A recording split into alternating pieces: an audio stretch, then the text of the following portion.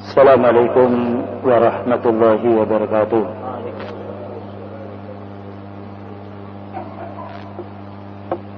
إن الحمد لله نحمده ونستعينه ونستغفره ونعوذ بالله من شرور أنفسنا وسيئات أعمالنا. من يهده الله فلا مضل له ومن يضلل فلا هادي له. أشهد أن لا إله إلا الله وحده لا شريك له وأشهد أن محمدا عبده ورسوله. اللهم صل وسلم على نبينا محمد وعلى آله وأصحابه أجمعين. أما بعد. Kaum muslimin wal muslimat, a'azani wa a'azakumullah. Kita masih membahas satu bab yang belum selesai kita bahas tentang nawaqidul Islam. Yang pertama, pembatal Islam yang pertama adalah syirik. Dan syirik itu menyekutukan Allah Ta'ala dengan hambanya atau menyekutukan hamba dengan Allah Subhanahu wa Ta'ala. Dan itu dosa yang paling besar, karena di permukaan dunia mereka tidak diampuni oleh Allah Subhanahu wa Ta'ala dengan beberapa dasar yang kemarin sudah kita baca, dan juga tidak diterima amalnya oleh Allah Subhanahu wa Ta'ala. Lalu selanjutnya di sini musibah yang menimpa bagi orang yang musyrik untuk di akhiratnya. Wa qala ta'ala, innahu may yusyrik billahi faqad harramallahu alaihil jannah wa ma'wahu an-naru wa ma lidh-dhalimina min ansar. Surat Al-Maidah nomor 72. Sesungguhnya orang yang menyekutukan Allah, maka Allah mengharamkan baginya itu surga. Ini musibah yang di akhirat nantinya. Dan ketika Allah Ta'ala mengharamkan orang musyrik itu masuk surga, wa ma'wahun nar, dan tempat tinggal dia itu neraka. Supaya tidak difahami, kalau tidak masuk surga berarti masuk di tempat yang lain yang itu bukan neraka. Maka Allah memperjelas, haramallahu alaihil jannah, dia diharamkan masuk surga selamanya, wa ma'wahun nar, dan tempat tinggal selamanya dari neraka. Wa ma lidh-dhalimina min ansar, dan tidaklah orang-orang yang berbuat syirik itu dia mendapatkan pertolongan. Jadi 3 kerugian bagi orang yang menyekutukan Allah Ta'ala di akhiratnya nanti. Berkata Syekh Shalih Fauzan hafizahullah Ta'ala, hadhihi aqibatuhu fil akhirah, ini akibat dia di akhirat. Annahu harrama alaihil jannah, bahwasanya dia mengharamkannya surga, yaitu Allah Ta'ala. Yakni mana'ahu min dukhuliha man'an batan mutlaqan. Maknanya Allah melarang hambanya yang berbuat syirik ini selamanya di surga. Jadi ada orang diharamkan surga sementara. Bagi orang berbuat dosa selain syirik diharamkan surga sementara.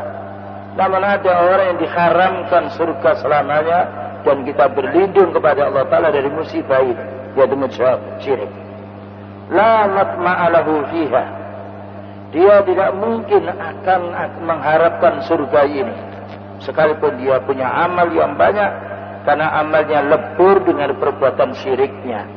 Haba'an mansura, bagikan debu yang bertebaran. Dan juga Allah menjelaskan, wa la in asyrakta la yahbatanna amaluka, jika kamu berbuat syirik maka akan gugur amalmu. Aina yadhabu, di mana dia ini kalau tidak boleh masuk di dalam surga? Idza lam yakun min ahli jannah fa aina yadhabu, kalau dia ini bukan orang yang ahli surga, tempatnya dia bukan di surga, di mana dia pergi? Yasiru adaman, apakah hilang musnah, tidak ada bekasnya? Lah, katanya Syekh Shalih Fauzan, tidak. Ma'wahun nar, tempat tinggal dia adalah di neraka. Khalidan mukhallatan fiha, kekal dan dikekalkan di dalam di dalam neraka. Ya dan billah andalik, dari perbuatan syirik yang sangat berbahaya ini. Wa ma lidzalimina min ansar, dan di dalam orang-orang yang berbuat syirik ini memiliki pertolongan, memiliki penolong-penolong. Maknanya li'anna syirka dzulmun, karena syirik ini adalah kezaliman yang paling besar. Wa huwa a'dzamu dzulmi, dan dia adalah paling besarnya dosa. Yang mana Allah tidak akan mengampuni kecuali orang itu minta ampun. Sebagaimana Allah berfirman, inna syirka la dzulmun adzim. Sesungguhnya syirik itu adalah kezaliman yang besar.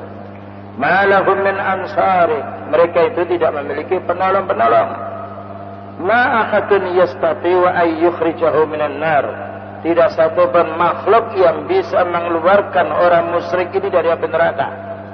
Karena neraka miliknya Allah Ta'ala, yang memasukkannya adalah Allah Ta'ala. Siapa yang bisa menolak kehendak Allah Ta'ala? Aw yasfa'u lahum indallah, tidak ada satupun yang bisa memintakan syafaat di sisi Allah Ta'ala.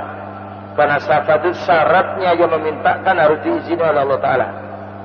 Man dalladhi yasfa'u indahu illa biidnih, tidak ada yang bisa memintakan syafaat kecuali dengan izinnya. Dan Allah tidak mengizinkan orang yang memintakan syafaat kecuali tauhid, orang yang murni tauhidnya.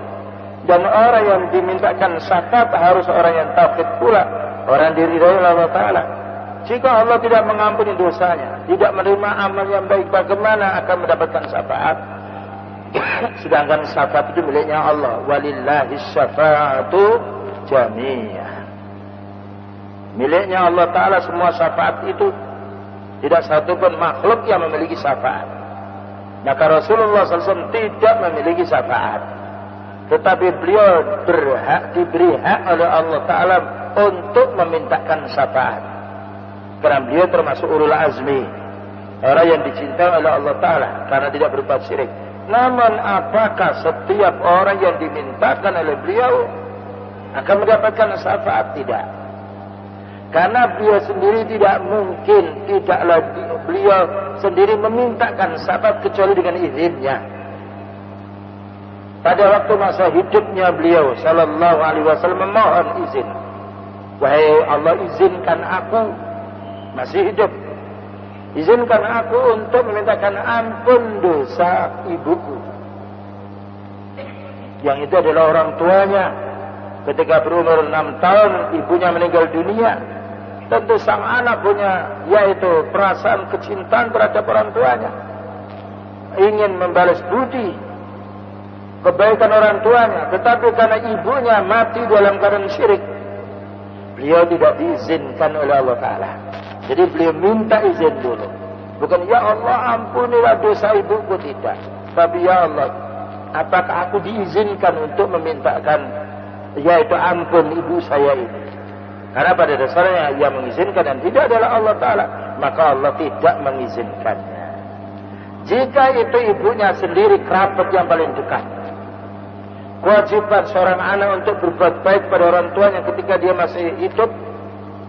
Namun ketika telah meninggal dunia orang tuanya ini, beliau tidak diizinkan oleh Allah Ta'ala untuk mintakan yaitu ampunan kepada ibunya yang telah meninggal dunia. Bagaimana mau memintakan syafaat pengampunan kepada yang itu bukan kerabatnya, yang itu bukan ibunya, yang itu bukan bapaknya, yang mereka itu adalah orang musyrik? Ini perlu difahami dan perlu kita kembali pada dalil yang lainnya.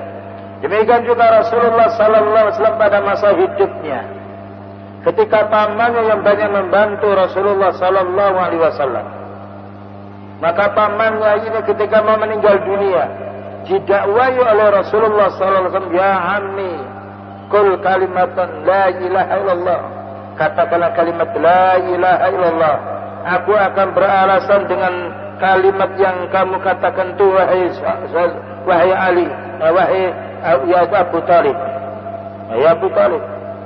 Maka tidaklah Abu Talib ini yaitu bisa mengucapkan syahadat la ilaha illallah. Ini menunjukkan beliau tidak memiliki kemampuan untuk memberi petunjuk, tidak memiliki kemampuan untuk memintakan syafaat kecuali apabila Allah mengisinya. Dan Allah tidak mengizini orang memintakan syafaat kecuali orang yang ahli iman dan tauhid.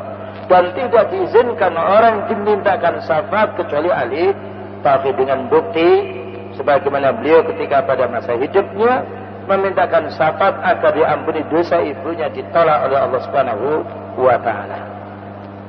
Kama yusfa'u bi ashabil kabairi wa yakhrujuna minan nari bis syafa'ati bidda, dengan orang yang melakukan dosa besar selain syirik, maka beliau diberi oleh Allah taala hak untuk memintakan syafaat. Jadi pelaku dosa besar selain syirik yang mana meninggal dunia dalam keadaan tauhid masih mendapatkan hak. Berapa banyak orang yang melakukan dosa besar selain syirik, dia tidak dihukum oleh Allah Ta'ala, bahkan juga dibebaskan dari siksaan dikarenakan mendapatkan syafaatnya Rasulullah SAW yang Allah mengizinkan kepadanya, karena orang melakukan dosa besar ini dia bertauhid kepada Allah Subhanahu wa Ta'ala. Itu keutamaan daripada tauhid itu sendiri. Haula'i la tanfa'uhum syafa'atus syafi'in. Maka mereka orang meninggal dunia dalam keadaan syirik ini tidaklah bisa mengambil manfaatnya, yaitu dari pertolongan orang-orang yang memintakan syafaat. Karena syafaat miliknya Allah Ta'ala, maka Allah tidak mengizinkan orang yang memintakan syafaat jika mereka itu musyrik. Dan yang dimintakan syafaat pun tidak diizinkan kecuali orang itu adalah ahli tauhid. Maka Allah mengatakan wa malid zalimina, tidaklah orang-orang yang berbuat zalim, maknanya al-musyrikina, min hamim wala syafi'i yuta, tidak mendapatkan penolong pembantu besok pada hari kiamat. Sebagaimana disebutkan di dalam satu ayat, yauma yafirrul mar'u min akhi wa ummihi wa abi wa sahibatihi wa bani likulli imri'in minhum yawma idzin sha'nun yughni. Al-musyriku la tuqbalu fihi syafa'atun, maka orang musyrik tidak bisa dimintakan syafaat. Wal iyadu billah, kita perlu berlindung kepada Allah Ta'ala dari bahaya dosa syirik ini. Wa ma'wahun nar, dan tempat tinggalnya adalah neraka. Maknanya wa bi'sal ma'wah, paling jijiknya, paling jeleknya, paling tidak baiknya tempat tinggal adalah neraka. Laisa lahu ma'wa khairuhu, tidak ada tempatnya orang musyrik ini melainkan neraka. Tidak ada tempat yang lain. Ya, setengah jam saja ditempatkan, dikeluarkan dari neraka tidak. Karena makna khalidan mukhalladan, kekal dan dikekalkan, makna tidaklah pernah lepas dari siksaan neraka itu sendiri. Ini bahayanya orang yang melakukan perbuatan syirik. Fadhanbu hadha khataruhu wa hadhihi akibatuhu. Inilah dosa yang sangat berbahaya, dan inilah akibatnya nanti di akhiratnya nanti. Maka ketika begitu bahayanya syirik ini, apa katanya Syekh? Hal yajuzu tajahulu, apakah boleh kita menganggap bodoh, menganggap tidak tahu tentang bahaya syirik ini? Ketika Allah mengharamkan mereka masuk dalam surga, menetapkan di neraka, di dunianya tidak diampuni dosanya, bala yang paling besar, apakah kita membiarkan bala ini sehingga menimpa pada diri kita? Wa adamu ma'rifatihi, tidak boleh diberitahukan kepada orang bahaya syirik ini. Wa adamu takdiri minhu, tidak boleh kita mengingatkan manusia. Bagaimana begitu besarnya bahaya, manusia tidak diingatkan. Apabila orang itu mencuri tidak diingatkan akan merusak barangnya orang lain, perlu dilaporkan, perlu diberitahu. Maka bagaimana orang yang berbuat syirik, merusak agama dan juga merusak harta. Wa yuqalu, apa katanya orang, utrukun nas, biarkanlah dia berbuat syirik, yang penting mau sholat. Utrukul kuburin, tinggalkanlah orang-orang yang minta pada orang telah meninggal dunia itu. Terus pokoknya urusi dirimu, enggak usah mengurusi orang lain. Enggak bisa. Kita itu diumpamakan oleh Rasulullah SAW, bagikan yaitu umat atau penumpang di kapal. Apabila salah satu di antara penumpang kapal ini melubangi, jika kita tidak menegurnya, tidak menghalanginya, maka yang tenggelam bukan hanya melubangi, semua penumpang di kapal tenggelam. Jika dia orang naik pesawat, ketika ada yaitu mendung, yang mana dia bergoyang pesawat itu, masing-masing orang suruh mengikat pinggangnya dengan ikat dan duduk tidak boleh berdiri. Bayangkan itu masih kondisi seperti itu, agar tidak goyang dan agar tidak selisih sayap pesawat ini. Maka bagi orang yang dia mengendarai ini ditakdir, diberi peringatan, jangan kencing. Ya, jangan berdiri kencing saat ini, di stopnya. Karena apa? Bahaya yang mengancam. Yang itu hanya mungkin berapa orang yang jatuh seadanya mati, dan berapa manusia yang hancur apabila barang syirik atau perbuatan syirik ini dibiarkan. Wa ubatul adriha, dan orang-orang yang menyembah kepada tempat-tempat keramat apa kita biarkan. Wa turku kullaman indahu riddatun, biarkanlah orang yang murtad itu, utrukuhu, tinggalkan, enggak usah peduli kami, yang penting kamu beramal sendiri. Tidak bisa. Maka orang punya akal yang waras tidak mungkin membiarkan anaknya sakit. Tidak mungkin anaknya sakit akan dibiarkan kalau dia punya rasa sayang terhadap anak. Tentu anak ini akan diobatkan. Maka orang mukmin yang kuat imannya tidak mungkin dia akan diam. Karena Allah mensifat orang mukmin ini, wal mu'minuna wal mu'minatu ba'duhum awliya'u ba'din. Orang mukmin laki-laki dan perempuan satu sama lain saling tolong menolong. Dalam hal apa? Ya'muruna bil ma'ruf, memerintahkan yang ma'ruf, wa yanhauna 'anil munkar, dan membendung kemungkaran. Kalau kemungkaran tidak dibendung, maka akan hancur negeri itu, akan hancur masyarakat itu. Nah, madama ayyad da'iyal Islam bahwa musliman, atau orang mengatakan yang penting kan sudah dia muslim. Ya, penting dia muslim, sholat tak sholat enggak ada apa, penting dia muslim. Tidak bisa. Ya. Orang yang punya iman yang kuat, dia akan kasih sayang terhadap saudara yang clear. Wa wajahu al-mulaqatata, maka itulah hadapi orang-orang ateisme, hadapi orang-orang sekular itu, orang kafir itu. Tidak. Kita menghadapi orang ahli bid'ah ini berarti kita menghadapi orang kafir. Karena ada kesamaan orang kafir. Orang kafir mengingkari risalah Allah Ta'ala. Orang ahli bid'ah juga mengingkari. Hanya saja namanya beda. Ya. Orang kafir dia tidak mengimani Allah Ta'ala, sehingga dia tidak melaksanakan sholat yang lainnya. Maka orang musyrik dia hanya iman secara lisan dia, tetapi dia melanggar hukum-hukum Allah Subhanahu wa Ta'ala. Bahkan para ulama sunnah, bantahan, serangan terhadap orang munafik itu lebih banyak daripada orang kafir. Karena orang kafir tidak ada yang khutbah di atas mimbar, sehingga pinjam ayat. Orang kafir, orang secara umum tahu kalau orang Yahudi Nasrani itu orang kufur. Sehingga apabila dia mengadakan walimah, tidak mungkin akan mengambil orang Yahudi sambutan sebagai wakil mempelai istri. Tidak ada.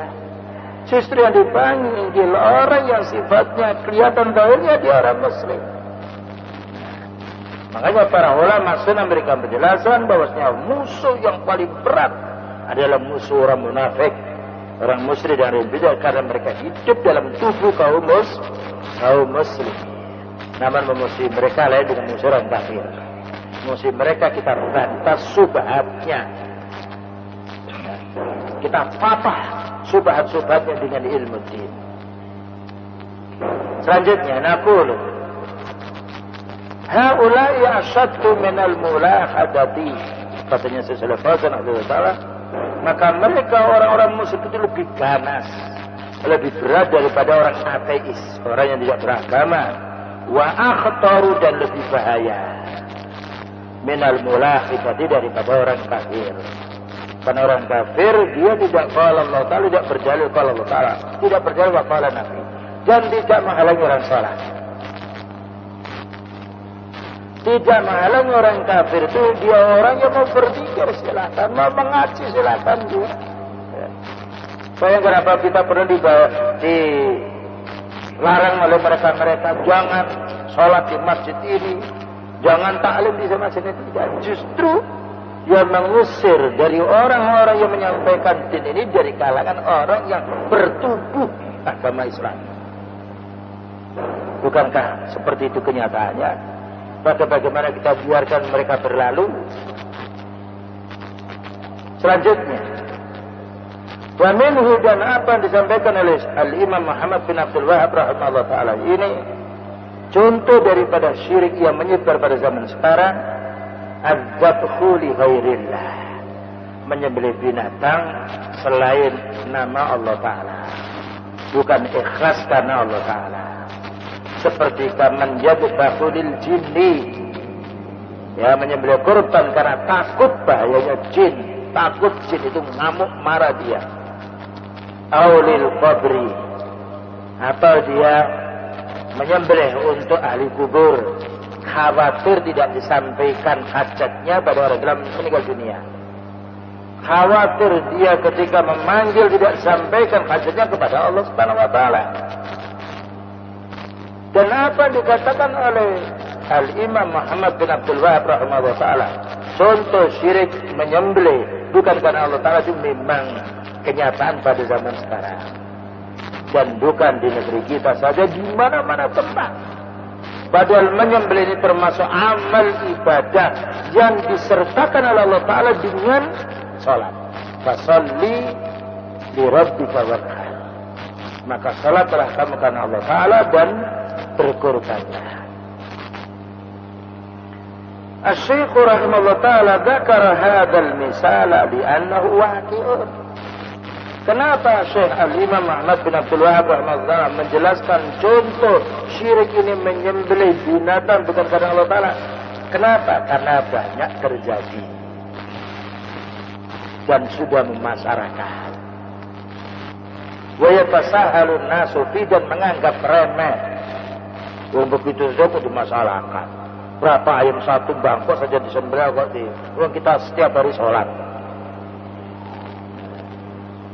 Hanya berapa kita bawa satu tumpeng nasi itu dengan urat-uratannya, dengan sembilan itu hanya 1 tahun barangkali 5 kali, 6, 7 kali saja itu dipermasalahkan. Kenapa? Enggak orang kafir, orang Yahudi dan Nasrani kira yang hal itu tidak bahaya. Padahal bahaya yang besar bagi orang punya ilmu. Wa yadbaquna li ghairillah, mereka gampang menyembelih dengan menyebut nama selain Allah. Yadbaquna lil jinni ittiqaan li syarrihim, dia menyembelih diniati untuk bau raksa jin ini karena khawatir marah jinnya. Wa yadbaquna lahum min ajril ilaji wasyifa, mereka menyembelih binatang ini lalu disedekahkan di bumi yang lainnya dalam rangka untuk terpenuhi agar sembuh penyakit mereka. Yatasahalun nasu fi hadza, maka banyak manusia yang meremehkan hal ini. Dia itu binatang berapalah gitu, ayam satu saja, kambing satu saja, kok dimasalahkan? Kita juga kurban sapi. Orang bicara seperti itu, tapi kita akan memberi penjelasan. Bukan masalahnya kambingnya, bukan masalah sapi yang itu gampang dibeli, akibatnya dia menyembelih ini yang kita harus perhatikan. Berapa lah kambing? 2 juta, 2,5 juta, 1,5 juta selesai. Ya mungkin orang bisa mengambil lagi, tapi efeknya akibat menyembelih bukan karena Allah Ta'ala, ini yang harus kita perhatikan. Contohnya apa? Wa huwa katsirun minal wuqu'i ma'annahu syirkun akbar yukhrijun millah. Banyak orang yang menjalankan penyembelihan bukan karena Allah Ta'ala ini, padahal itu syirik yang bisa mengeluarkan manusianya dari Islam. Wa ma huwa sahlun, ini bukan perkara yang mudah, bukan perkara yang remeh. Apa katanya? Yaqulu lahu syaitan, katanya setan, idbah kharufan, enggak usah besar-besar, enggak usah sapi terlalu mahal, kambing saja ya, yang ada warna putih dan hitamnya. Hanya berapa? Atau ayam blorok, ayam bangkok. Hanya berapa? Idbah, silakan. Idbah dajajah, kan tidak bisa kambing, cukuplah yaitu ayam. Berapa ayam? 100 sudah cukup, 200, 250. Hada sahlun, menyembelihnya itu gampang. Walakin la yanzuru ila syirki, tapi mereka tidak memperhatikan masalah syirik yang ia yakini dalam hatinya. Gampang saja mereka menyembelih, tapi keyakinan dia ini tidak diperhatikan, yang itu akan menghapus amal. Bukankah kita mendengar hadis orang itu masuk neraka karena menyembelih satu apa? Lalat. Lalat itu. Ada harus jual lalat. Bahkan lalat kita bunuh. Apa katanya penjaga gawang itu? Saya ini mau lewat, enggak boleh. 2 orang.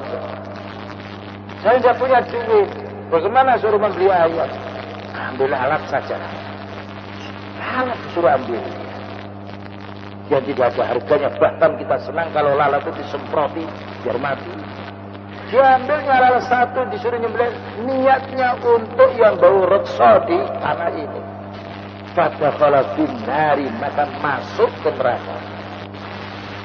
Dakhala nara bidubabin, mereka masuk neraka karena sebab satu lalat. Jadi bukan kambingnya.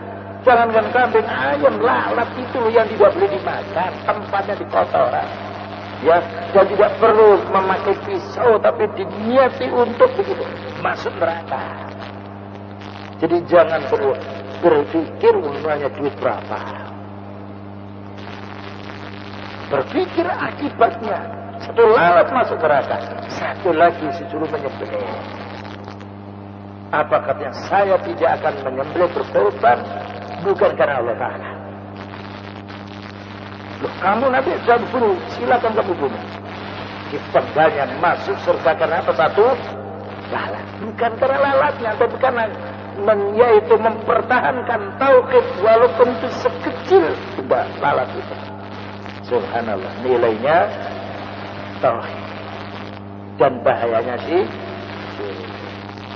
jika satu lalat membawa satu kehancuran dia hidupnya di akhirat, masuk di neraka, bagaimana apabila disembelih itu ayam?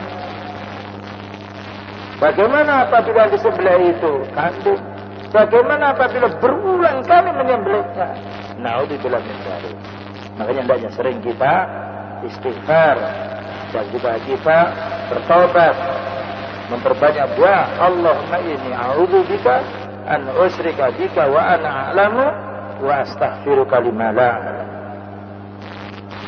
Dakhalan nar, mereka masuk neraka. Laisan nabaru ilal madbuh, kita sedang melihat yang disembelih. Gampang dicari, bisa diminta, bisa dipinjam, bisa dihutang. Tapi ini akibatnya syirik ini yang tidak bisa dilebur dengan dunia seisinya.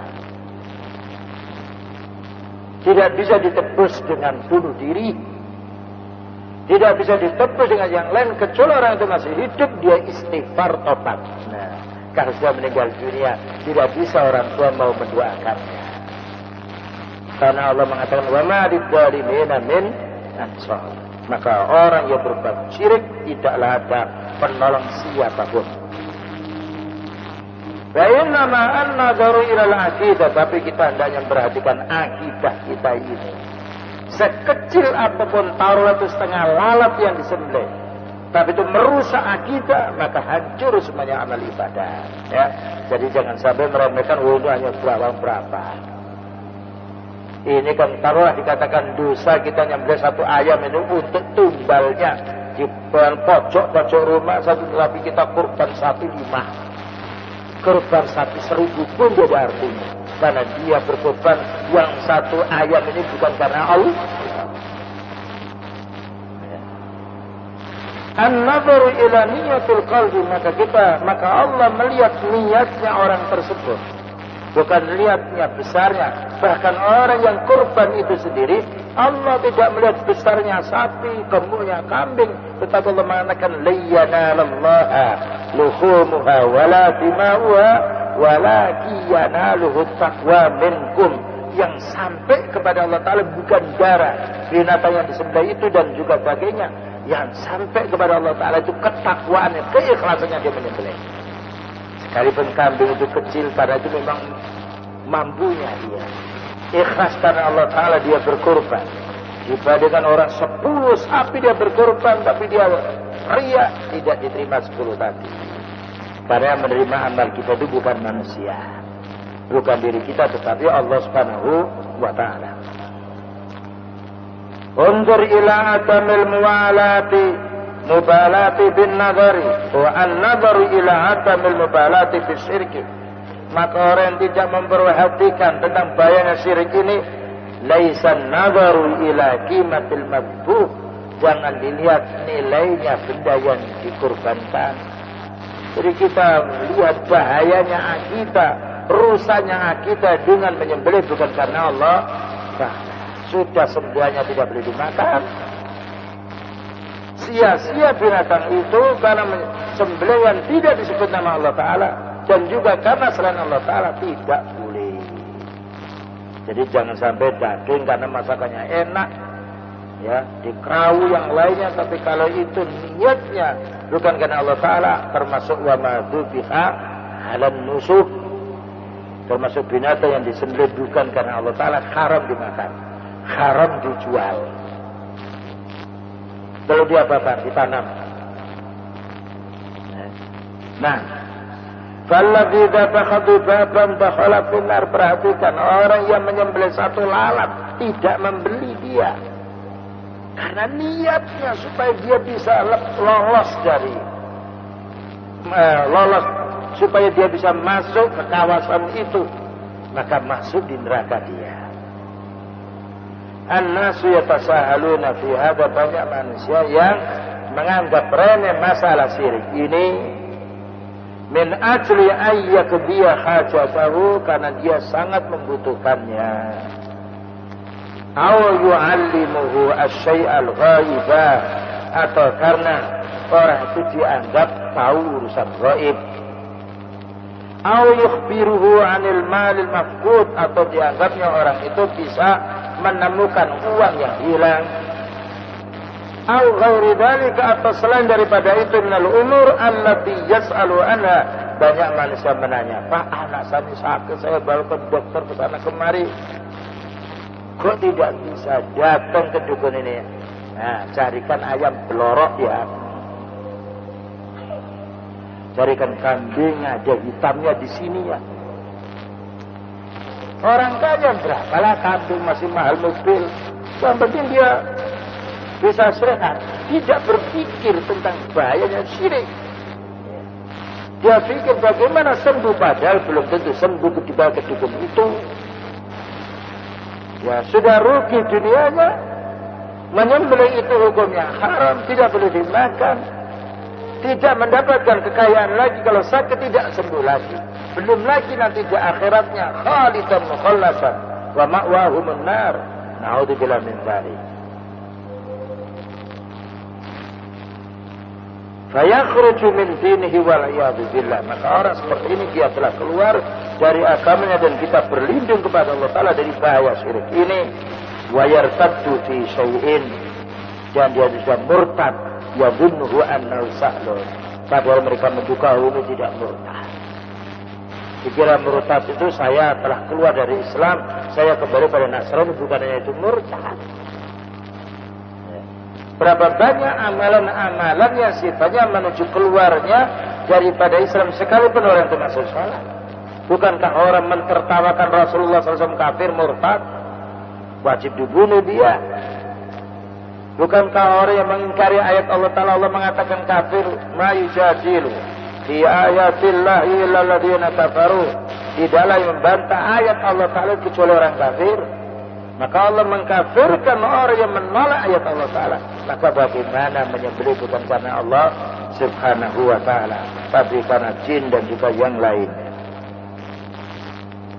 wa yartaddu fi syai'in yadunnu annahu sahlun fal amru khatirun jiddan, tetapi ini adalah bahaya sekali. Selanjutnya asad, pembatal Islam yang nomor 2, man ja'ala bainahu wa bainallahi wasa'ita yad'uuhum wa yas'aluhum wa yatawakkalu alaihim kufrun ijma'an. Orang yang menjadikan wasilah untuk menuju kepada Allah. Jadi orang yang mewajibkan menjadikan wasilah, perantara untuk menuju kepada Allah. Sehingga orang-orang dianggap jembatan menuju kepada Allah Ta'ala ini diminta dipanggilnya. Dan bertawakal kepada pokoknya saya serah sepenuhnya. Yang penting saya ingin kaya. Yang penting saya ingin yaitu sembuh penyakit saya. Yang penting kerabat saya supaya sembuh yaitu penyakitnya. Sehingga bertawasul. Nah ini namanya tawasul, berperantara kepada orang telah meninggal dunia. Kok sampai begitu? Iya. Karena setan membujukkan demikian. Setan membujuk gini. Kamu itu kalau minta kepada Allah Ta'ala tidak punya adab. Loh kok begitu? Iya. Berapa kamu masih korupsi, ya timbangan masih mengurangi, sholatmu gotang, ya. Banyak menjadi orang bagaimana kamu memohon kepada Allah Ta'ala sedangkan kamu berlumuran dosa. Ini loh remati, ini gak gini, ini wali ya, bersih dari dosa. Nah orang awam gak punya ilmu, setan gembira. Iya ya, dipikir-pikir.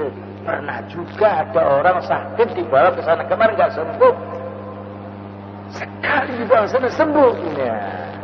Jadi patokan itu 100.000 orang ke situ nggak sembuh, nggak peduli, satu sembuh itu jadikan patokan. Nah, seperti orang ke sana saya dukun itu ya, wah ini saya betul sakit sudah dikatakan kritis oleh dokter, nyawaku itu tinggal 1 jam katanya. Terus itu sembuh. Padahal orang yang kesana itu ratusan orang nggak sembuh. Tapi bukan itu jadi pandangan setan ini loh, hanya orang ini. Ya. Nah ini semuanya kita tidak bisa menolak was-was syaitan ini. Yuwaswisu fi sudurin nas minal jinnati wan nas, kecuali kita punya ilmu. Bagaimana orang percaya dengan satu, tidak percaya dengan bohongnya 100. Katanya hadis Rasulullah Sallallahu Alaihi Wasallam. Nah, ya, suatu saat memang orang itu mendapatkan rezeki, tak ditakdirkan dia sedang di kuburan,